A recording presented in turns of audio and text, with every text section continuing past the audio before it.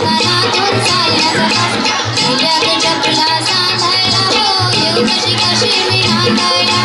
येऊ कशी कशी मी नांदायला हो येऊ कशी कशी मी नांदायला